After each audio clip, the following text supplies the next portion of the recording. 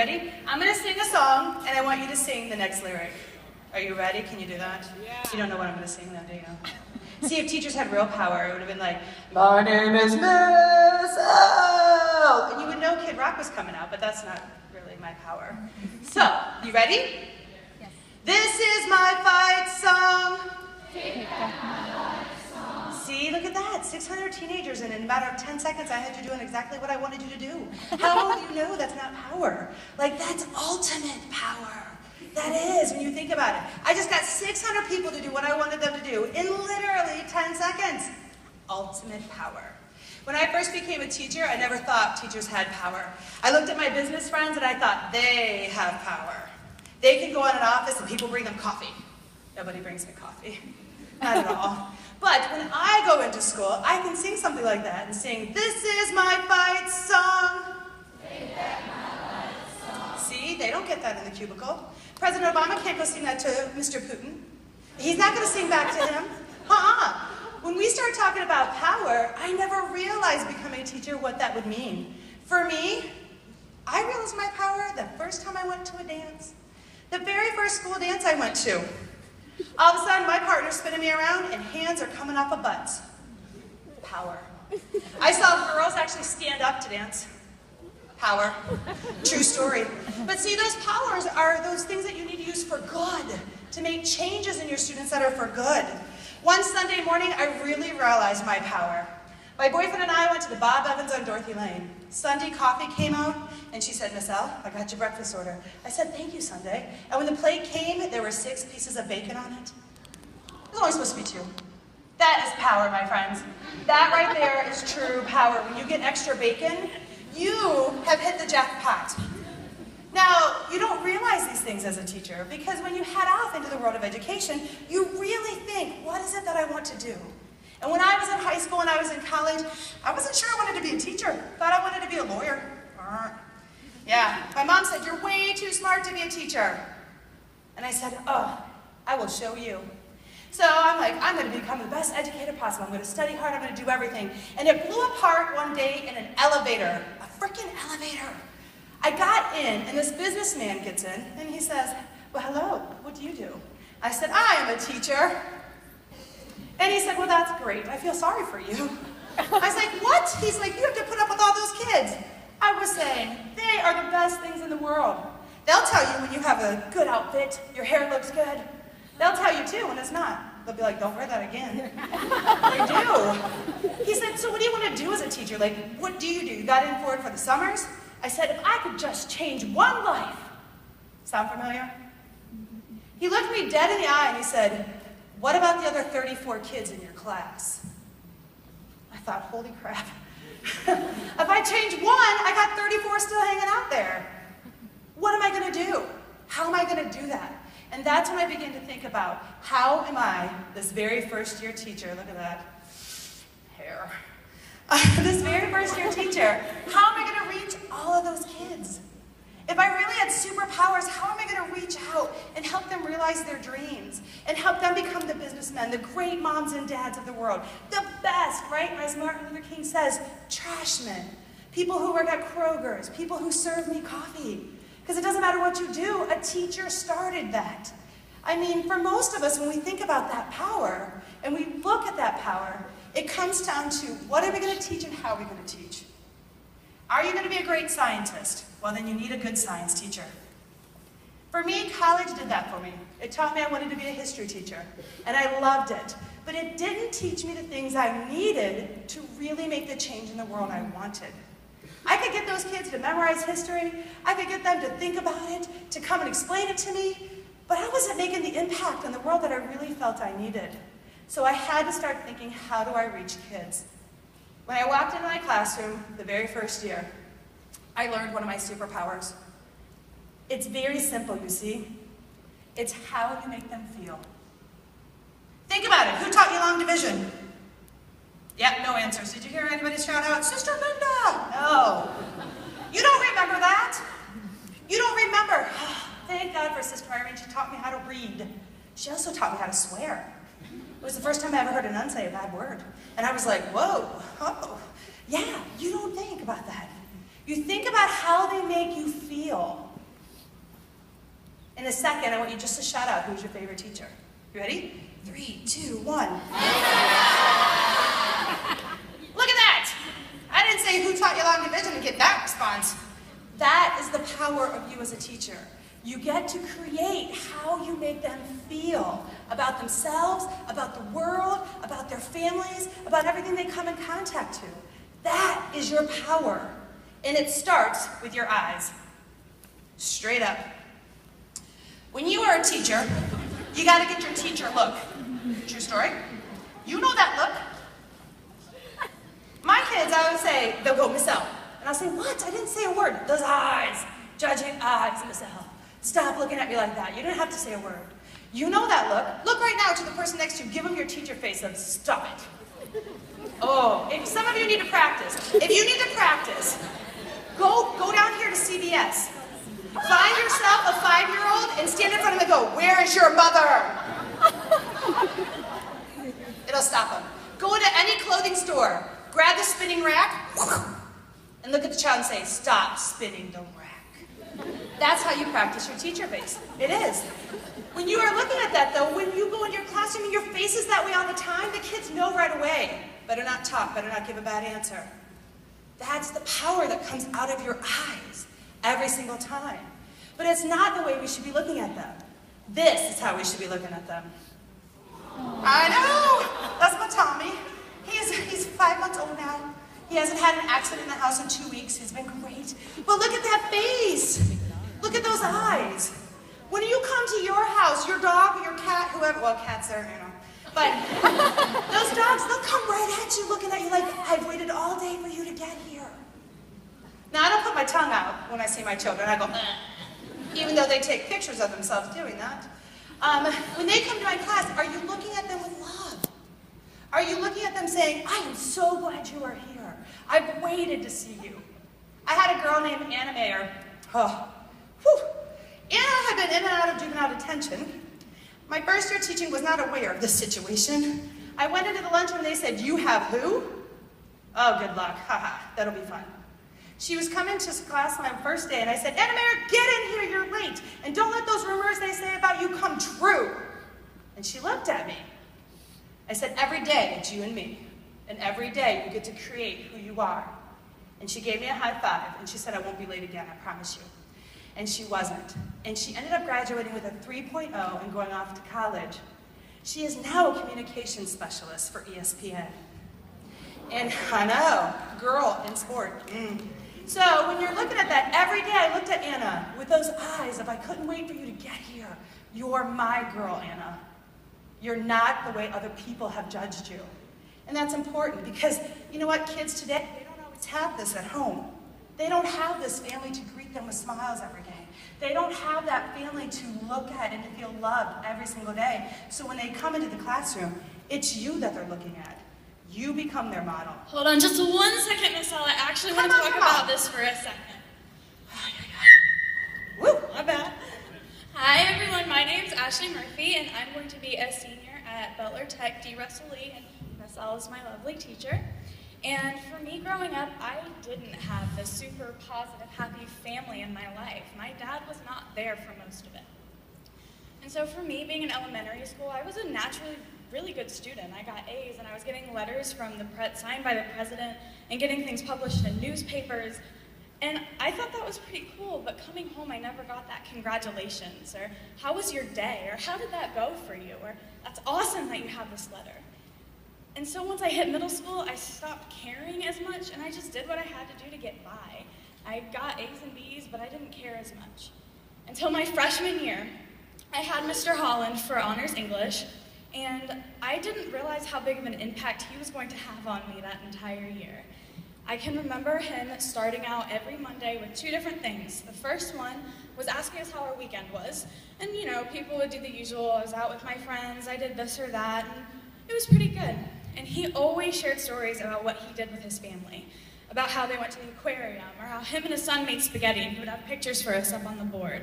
And I always thought that was the most incredible thing, and I loved seeing those values that a good father and a good man and a good person had, and it taught me what to look for in my life when I was growing.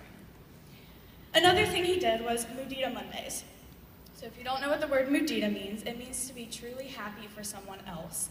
It means to see someone accomplishing something in their lives and to have no envy, no jealousy, just to be genuinely happy for that other person. And still to this day, as an incoming senior, anytime something happens to my friends, I stop myself and I say, am I being envious? Am I being jealous? Or am I being happy for them?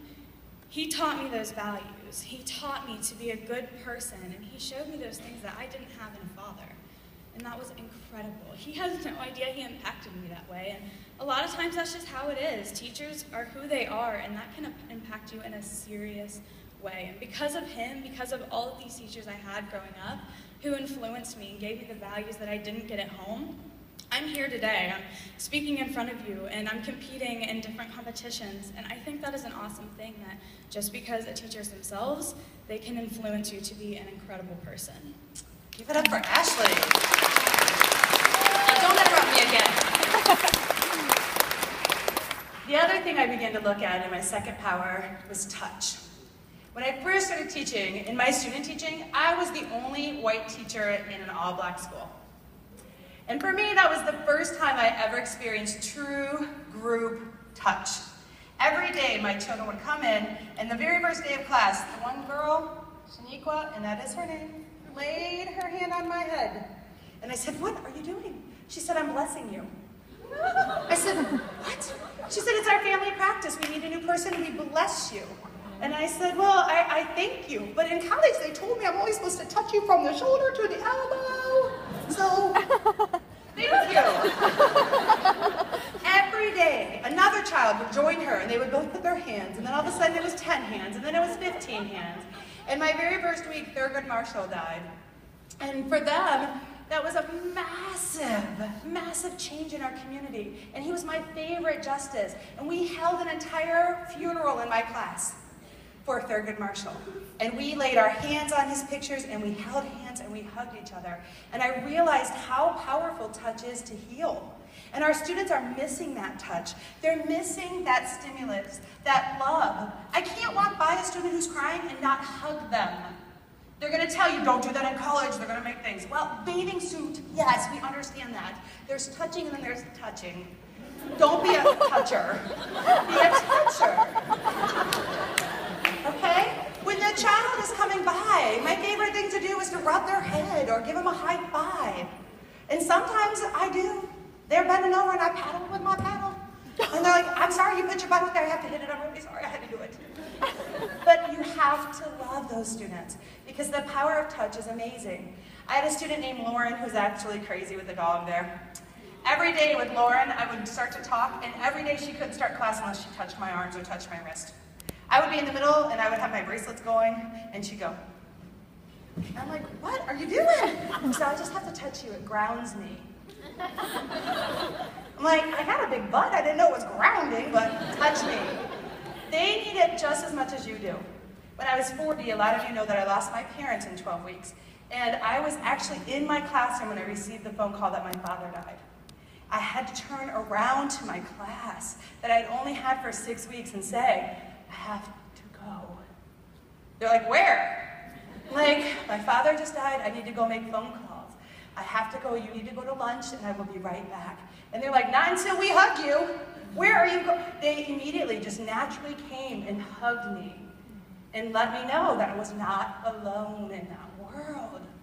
That power of touch is unbelievable. Wait, Miss L. Ah! I need to help you out.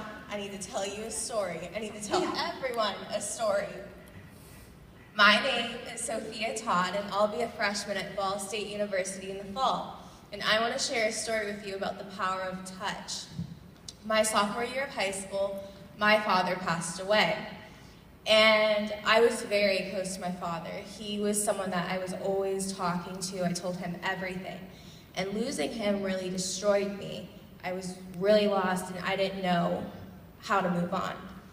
And when I came back to school, I wasn't sure how everyone would react. And I really turned to my teachers, and many of my teachers didn't know what to do. They'd say, I'm sorry, but that was it. That was the most that they knew how to do. And I had one teacher, and she knew exactly what to do. Her name was Mrs. Wilson, and she was my Latin teacher. And to this day, she's still my favorite teacher. But when I came into Mrs. Wilson's classroom, she immediately stopped what she was doing. She had been having a conversation with another student, and she walked up to me and she gave me the biggest hug I had ever been in. She held me so tightly, and all I could do was cry because no one had known how to handle a situation like that yet. And the hug almost had healing powers. She said some really nice things to me, but I'll always remember that hug. The hug is the one thing that really made me start to feel whole again. And the power of touch really shows your students that you care about them and that you are invested in them and that you really want to help them. So don't be the teacher that's afraid to touch their students or hug them, because it can leave a giant impact on them. To this day, I'm still impacted, so thank you. Thank you, Sophia. So again, bathing suit area, no. Elbow, shoulder, no. Hug, touch their hands, touch their arms. Let them know you're really there with them and that you are present in the world. The third power I started figuring out was I couldn't make everybody a history teacher in the world. Not enough JOBs for that. So I had to think about how I was going to honor their dreams and how I was going to honor who my students really, really are. And I figured it out this way. We're going to separate you in a second, and I'm going to make you a number. And when your number is called on the beat of the song, you're going to stand up. So if you're number 1, every time the first beat hits, you stand up. Every time a second beat hits, you stand up. You musically challenge people, I will count out loud for you. It'll be okay. It'll be okay. So literally, from this row here, over, you guys are number 1, right? The rest of the centers, you guys are number 2. You little outskirties right here, 3, and you far, far away, you guys are 4, okay? So when the beat drops, it's gonna go 1. It does go in order, you know that, right? 1, 2, 3, 4. 1, 2, 3, 4. So take a second if you need to put something down, you don't want to drop it. And we'll see if you can find the beat. Our lovely Shannon is gonna give it to you. You ready? Drop the beat, yo.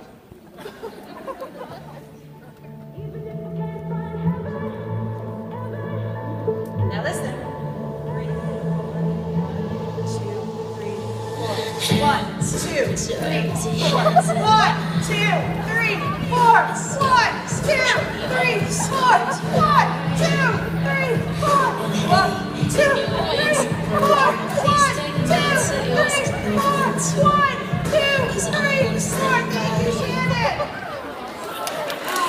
You people. That was horrible. Don't you clap for yourselves. Listen up. I got lasers. I wish. No, tase you. If you, my students laugh because I'm always like, they're like, what do I do? I'm like, just tase them. And they're like, it's out. I'm like, no, it's okay. If you look, you just conformed. You did it again. I asked you to do something, and darn it, you did it. I made you a 1. So you stood up when you were a 1. But what if you're not a 1? What if there's a 3 in you?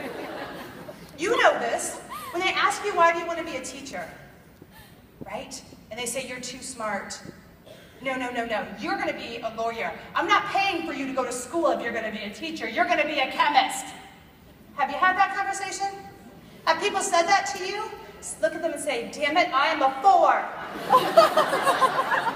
And they won't know what that means. They'll just go, ah, don't make me bring out my 3. But that's what our society does. Our schools, our legislatures say we need more scientists, so we put in STEM. We say we need kids to read better, and we're going to make them all literatures. And they're going to go and read literature, great literature. We are making people conform to what we want them to be. But what about what's really in your heart? What is it that you follow? That's the power you have as a teacher. You can beat a child into being a 1 who really is a 4. And they're going to be a darn good 4. But we beat them and say, no, no, no. No. No, you're going to be a 2. No, no. And you got 3 written all over you. No.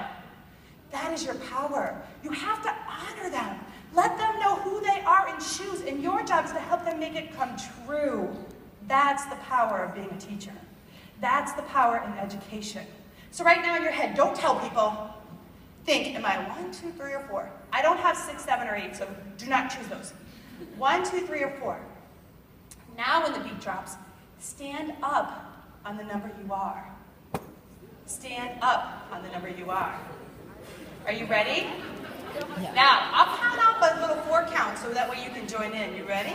So Shannon's going to hit the music again for us. You ready? 1, 2, 3, 4. 1, 2, 3, 4. 1, 2, 3, 4. 1, 2, 3, 4. 1, 2, 3, 4. 1, 2, 3, 4. Oh my gosh, Shannon! Shannon, you see how awesome they are? Was that not beautiful? Woo! Here's what you gotta pay attention to. When you were a 1, you were like, okay, you're going, I'm going, you're going, I'm, oh. When you got to pick, if you were 1, 2, 3, or 4, you were like, 2. Like, confidence. See that power? When you were a 1, you doubted yourself. Some of you are like, thank God I was a 1 because I don't know where the 4th beat is. But when you honor them and you let them be themselves, they find happiness and they find that melody and they find that beauty that we just had.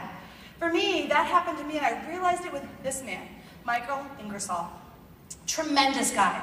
Came to me and said, I want to be an actor. And I thought, I don't know jack about acting. Okay, well, what do we need to do? He said, I want to try out for this play because I really like Jenny Hawes, and I think if I get in this play, I will win Jenny Hawes.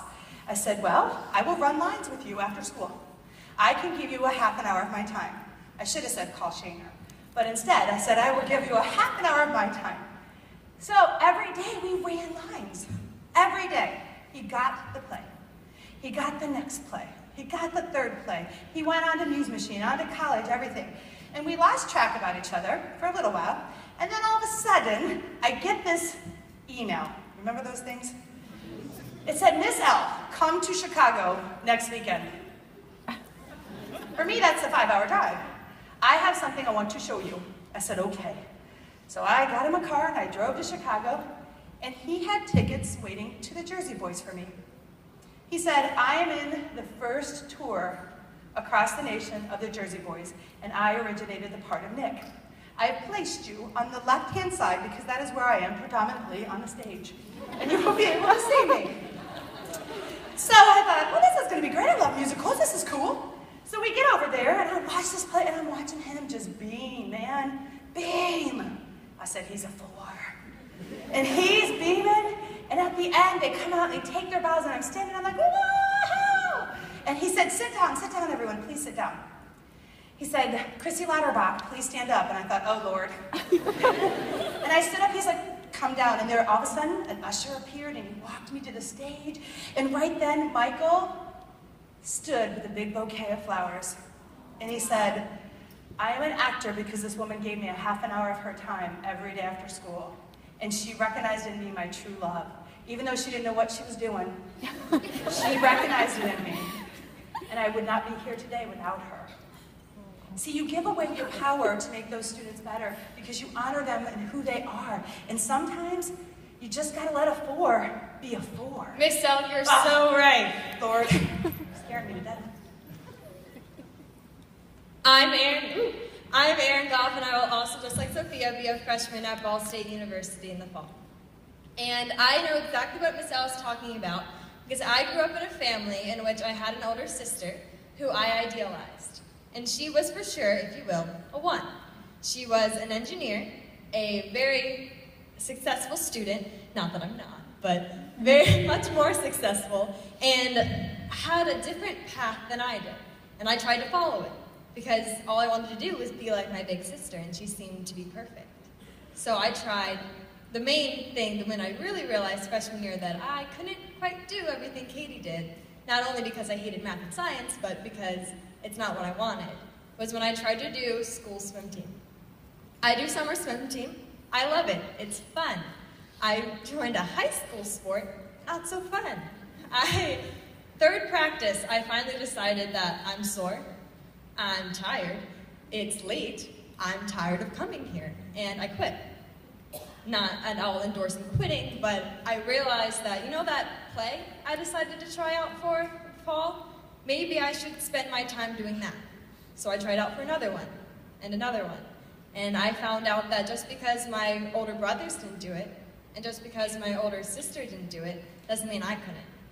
And I found my place as a 4, again, if you will. And through that, I found who I was. I had a teacher who looked at me, realized that, hey, you know what, she's pretty good at this.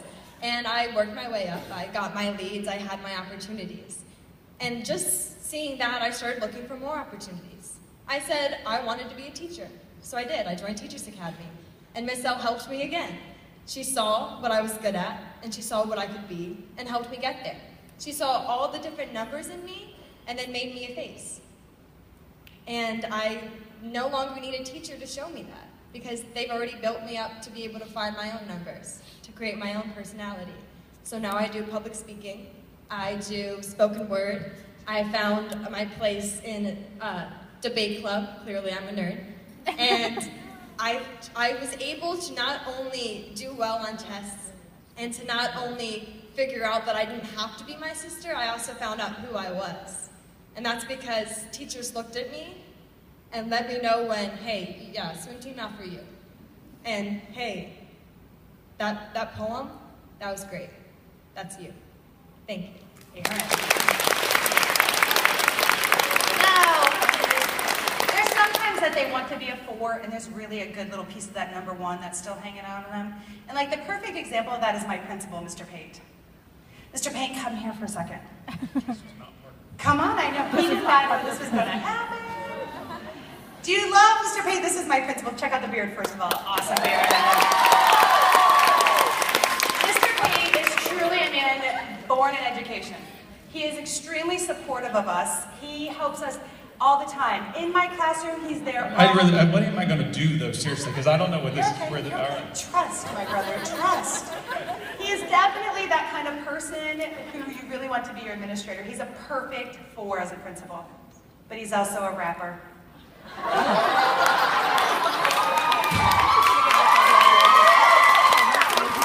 if I would have told him he had to do this, he would have panicked all night.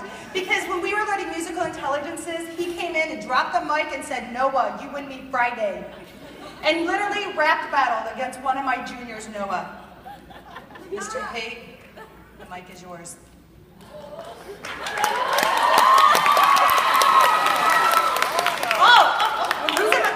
We're losing clothing already. Now, you remember when I did this in your class, they critiqued me because I had my hand in my pocket would show nervousness and stuff. I mean, how far in my pocket is my hand going to be now? They use like 3 fingers, I think, in rap.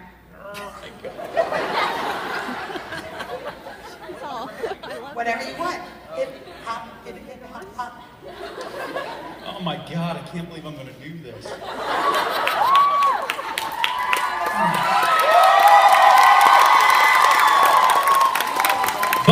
Bum, stickety bum, I got the rumple pum, cause I'm a fee-fi, a faux fiddly dum. Here I come to Peter Piper. I'm hyper than Pinocchio's nose, cause I'm a supercalifragilistic tic-tac-pro. You're gone oopsie, daisy, now you're gone crazy. Crazy with the boom, stickety boom, where's the rake me? So 1, 2, buckle my, shoe, yabba doo, hibbity hoo, crack a boo, so trick or treat, sit on my feet, and give my dog a bone.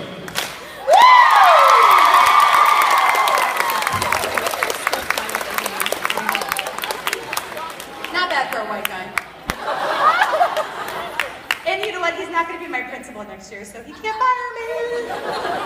Let's give him one more hand though. See, sometimes the 4s just come out, right? They do, but sometimes you got to poke them. You got to put them into situations they're not expecting. And for me, I didn't realize I poked this child, but I did.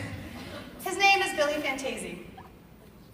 Billy Fantasie was my 2nd year teaching, and he was a huge soccer player. And he thought he was all that in a bag of chips. And he literally challenged me every day, and I'd be like, Billy Fantasie, sit down, shut up. Please, for the love of God, I've got to teach the Panama Canal. Every day. So we got to the point, because there was 24 boys in this class and 3 girls. Oh, see, you know him then, right? So we got to the point that one day I said, get in the hall right now. And he goes out in the hall and I slam the door, because you always do that as a teacher. They don't know what's going on outside, you just slam the door and they're like, ooh, right? And then you get really calm. I said, Billy Fantasie, you need to decide right now in your life. Are you gonna be a good man, or are you gonna be an a-hole? And I said the word. I thought I'm gonna get fired, but I'm saying it, and it just came out of my mouth. I said, because you have the potential to be a good man, but you're being an a-hole. You wanna know what one looks like? Right here! You. Everything you do, you have to choose in life. Will you please make the right choices? You could be a good student, you could be respected, but you're so rude to people! And I'm tired of it. Because that's what we do, right? We stomp. We stomp. We tell 5th graders not to do it, but we do it. And he said, okay, Miss L. He went back into the class. Now, I must tell you, I did not remember this conversation. Until a year ago, we were walking through Red Robin. My 10-year-old loves macaroni and cheese, and she's like, I can't wait to eat some macaroni and cheese. I'm like, awesome, come on. We're walking, she's like, can I have 2 bowls? I'm like, okay, you can have 2 bowls. And out of nowhere, this voice goes, you can have as much as you want. I thought, God doesn't make macaroni and cheese. Billy Fantasie came around the corner and he said, Miss L, you can have as much as you want. And I was like, oh my gosh. He said, I've been the manager and I actually am the corporate trainer now for Red Robin. And do you remember that day? And I said, what are you talking about? And he told me the story. He said, for the last 20 years, I've said to myself, am I being a good man or am I being an a-hole? You don't know what you say and what you do, the power that sticks with people. And look at his beautiful little family. And he has got a great job, and he still watches soccer, but he votes for that Manchester United. But look at that happiness, because you're our life's work. And sometimes you've got to poke them to find what number they really are. Hang on, Miss O. Oh, Lord. Wait. So, I'm Maya Heide, and I also will be attending Ball State University in the fall. What am I doing wrong? We're the only 3 in the class that are going there, so you've seen all of us. Raise your hand if you consider yourself to be an introvert. Yeah? That's Me a lot. too. Yeah. So, all throughout school, I've been a hider. In a class of 20 to 30 kids, I would sit in the back and I would hide, because that was what I liked. I was comfortable with that. I didn't speak out, I didn't do anything, and my teachers let me. They didn't push me to do anything, my parents didn't push me. I was a good kid, I got good grades, I had a lot of friends, they had nothing to worry about. So, True story. yeah, so why push me? I was fine. It wasn't until sophomore year, when I joined TA, that we were going to go to States. And I was like, nope, not gonna do it. I was comfortable. Going to States would require interacting with people, you know, I had to like talk to people and be in front of judges, and I couldn't do that. I wasn't capable of doing that. But in our class, everyone has to do State sophomore year. And so I was put in a group for Ethical Dilemma, and we ended up coming in first.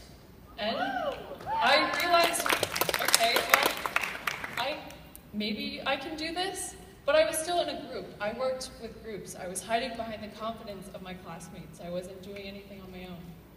And so, flash forward to senior year, and I'm standing in a class with a bunch of 3rd graders, and they're looking at me with their big old eyes and staring straight at me.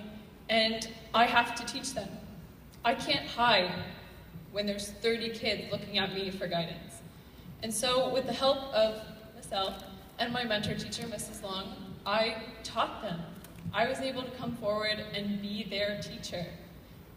And so, States this year, I did my own project, and Miss L guided me, and because of that woman right there, I'm on this stage in Boston doing my individual competition, and because of her, I realized that I am capable of being my own person, and being me on this stage, talking to 600 people With no bangs in your eyes. Yeah, no bangs. They're back.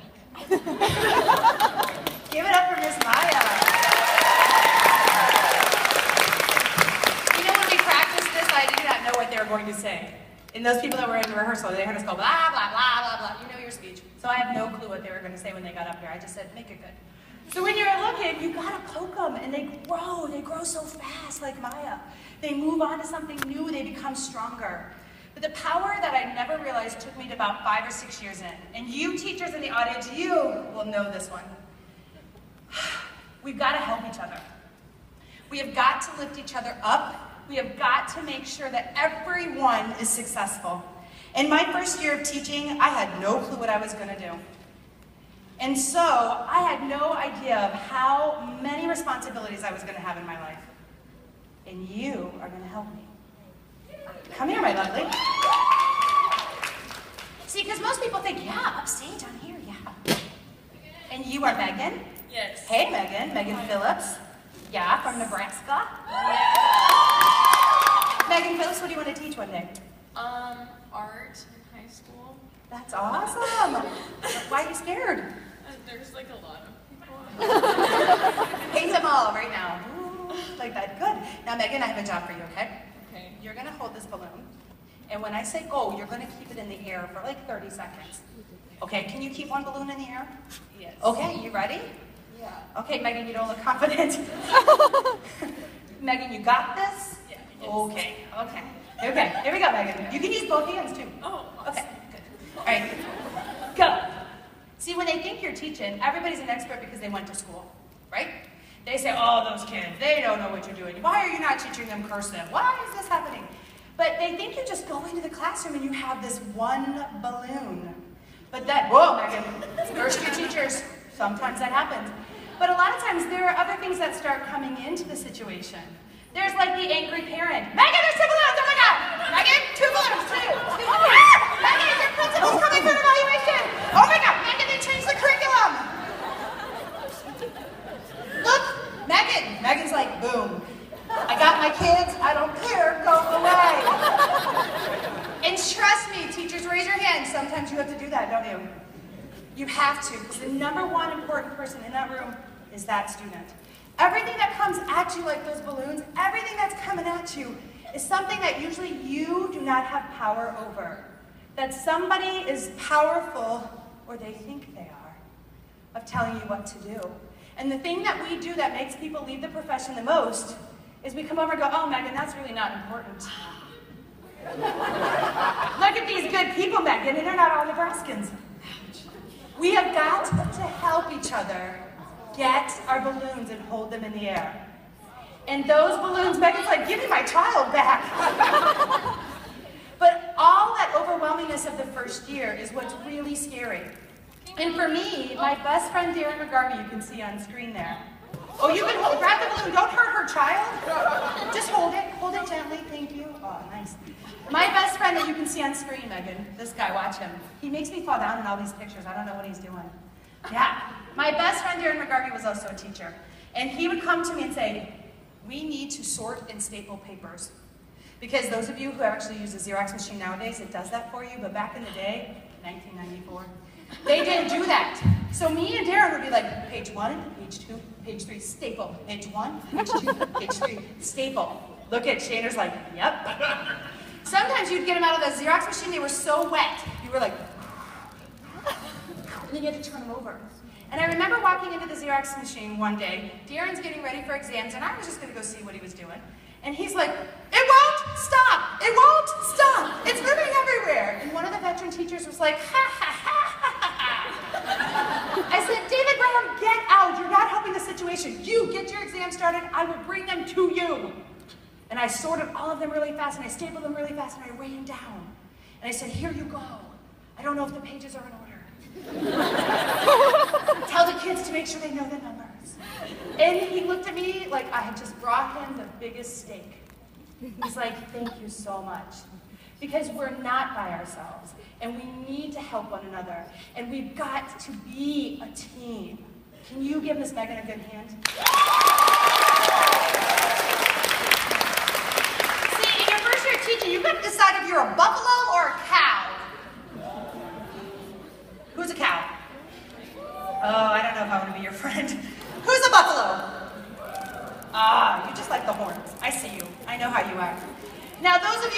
Plains states, you know the difference between a buffalo and a cow.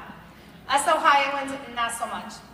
See, when a storm comes in over the mountains, and a storm comes in, cows get really scared, and they don't know what to do, and they start running. They think they can outrun the storm. So they literally run, but the storm keeps coming. And as they begin, the rain comes, and the hail comes, and they keep running with it. And it lasts a long time, that pain. Now, buffalo are smart. They get together and they go, storm. Get together. We're going at it. Head on, stay tight. I see you, Jeffrey. Get in there. And they get tight, and they run at the storm. So as the storm is coming in, the buffalo are running at it, and it passes them. Quick. Painful for a minute, but quick. In teaching, that's how it is. You're going to have the cows that are like, we're not doing this. We refuse. We're going this way. Change is painful. Yeah, it's going to be painful a whole lot longer if we're running underneath the rain cloud for 5 more miles. Or you're going to have the ones that say, all right, you want to do this? We're going to go head at it. I'm going to get ahead of it. I'm going to go to a service. I'm going to learn about it. I'm going to get on the nut. I'm going to figure this out. And I'm going to try it out before you make me try it out. And they run at it. We need those teachers to be buffalo. You have the power to choose if you're going to prolong change in the pain or if you're going to run at it. And those are the coping skills we have to teach our students because they're not coming to us with those skills. They've got to be able to meet a challenge. They've got to know that it may be painful for a minute, like Mr. Pate up here for 30 seconds going, what am I doing? What did you do? But he did it, and it was not as painful as running with it. So here's your challenge. There are 72 balloons in this auditorium. If you have balloons, please stand up. We, as a group, have got to keep the balloons in the air for a minute. All of us. Now, do you see these people up here? They got balloons too. So, you might want to scoochie and run towards the rain. Are you ready? Cody, are you going to be my timer? Come on stage, my friend. Yeah, this is Cody from West Virginia. He's going to be my timer. Can I tell you that I've known Cody since he was a wee lad? What were you, as a freshman? I met you, Cody? I know, I see him every year and I have to hug him every year. So Cody's going to be our timer. You got your phone? Oh, you got one of those Apple Watches too. Ooh. Are you ready? 72 balloons in the air. Don't let me down, or you'll hit the space. You ready? 3, 2, 1, release the balloons! Oh, my bad. Go!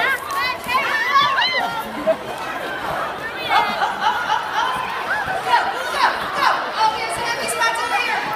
10 seconds of success. 10.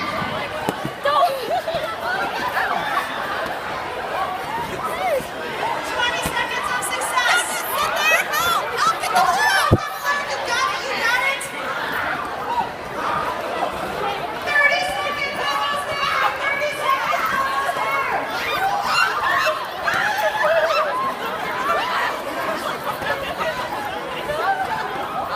40 seconds. Don't get tired now. You got this. You got this. You got this. 10, 9, 8, 7, 6, 5, 4, 3, 2, 1. Grab the balloon.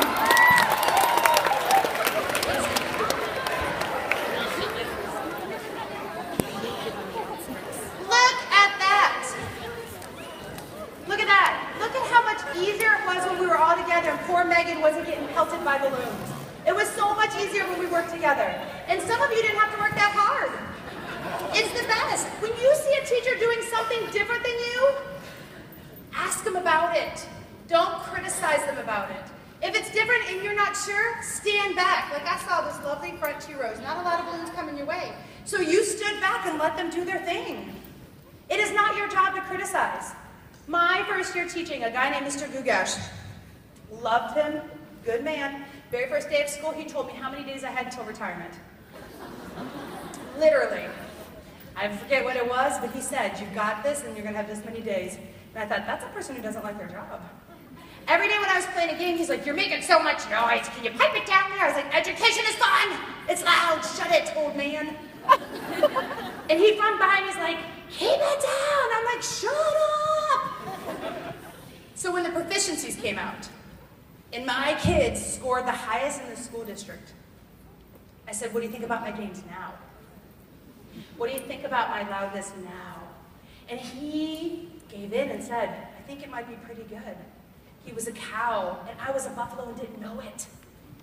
But you've got to fight for your students and fight for what you think is right. But we, as Educators Rising, the committed ones, like not the committed, but the committed ones, we've got to fight for each other. You've got to look at that person and say, hey, leave her alone, she's doing it right. Simmer down. Wait patiently at the copy machine. And that's when you use your teacher face. When the children come in, you go, yes, how are you? See? Difference, difference. Because you know why? In the end of the day, you are my life work. At the end of the day, I don't make widgets, I don't make cars, I make better human beings. And that man on the elevator, I wish I ran into him again. I wish, with my 22 years of teaching, I could look at him and say, I'm not just a teacher, I make better human beings. You run a company. That's awesome. But the man who clocks in on time, the one who has a good work ethic, I did that. The one that can read and he actually can do math for you and make sure that you're paid on time, I did that. The president, the janitor, anyone in between comes to the fruition of who they are and finds happiness because you used your powers well. So you have all these great powers and you're going to move into them. Use them only for good. Because you know those teachers that look at you and say, don't be a teacher, it's too much work, it's not worth it, you don't get paid enough. Get out. I've got other people that want your job. Because we have got to elevate each other and use our powers wisely. Thank you for letting me be your teacher, leader, and residence for the last 2 years. It has been my true honor to represent all of you as I traveled across the nation. And as I look out at you, I know we're in good shape. I know you're going to be my greatest peers, and you are my greatest life's work. Thank you so much.